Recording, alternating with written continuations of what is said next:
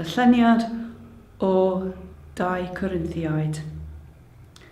Mae'r ysgrifau sanctaidd yn dweud, credaist, felly dwedaist. Yr un ysbryd sy'n ein gyrru ni ein blaenau, dyn ni hefyd wedi credu ac felly'n dweud.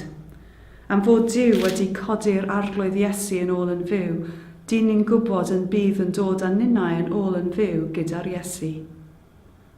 A byddwn ni, a chythau hefyd, yn cael bod gydag Arglwydd, gwn dy fod wedi atgyfodi o blith y meirw, a fod yn fyw yn y byd heddiw. Gwn yn ddilyn gychwyn pob dydd gyda chan fy nghalon, ac dylai pob sul fod yn dalliad llawen o fuddugoliaeth, ond tydi di'n ddilyn di ddim yn hawdd.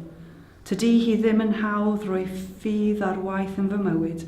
Tydi hi ddim yn hawdd dweud wrth bobl eraill amdanat. Tydi hi ddim yn hawdd deall beth yr wyt ti'n ei ddisgwyl o ddiwrthif. Drwy'r cyfnodau anodd hyn o teimlo yn ffeithiol a diwerth, gyfynaf i ti fy nerthu i ddal ati yn dy waith, nes i mi unwaith eto glywed dy lais yn galw a theimlo dy'r bresenoldeb yn fy adnewyddu.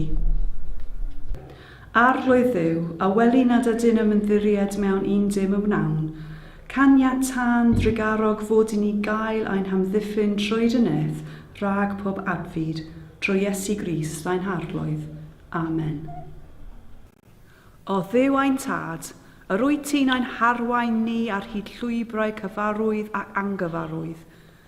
Disg dy eglwys yn ein esgobaeth Tyddewi, i fyw newyddion da i roddwydd i ni yn Iesu Grist ein harglwydd a'n gwiredwr.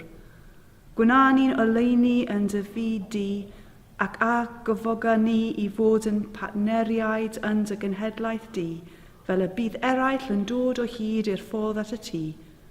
Amen. Ein tad, yr hwnnwnt yn y nefoedd, sancteiddio dy enw, dyleg dy deyrnas, gwynela dy ewyllus, megis yn y nef felly ar y ddeia hefyd. Dyro i ni heddiw ein bara beunyddiol a maddau i ni ein dyleduon, fel y maddeuon ninnau i'n dyledwyr.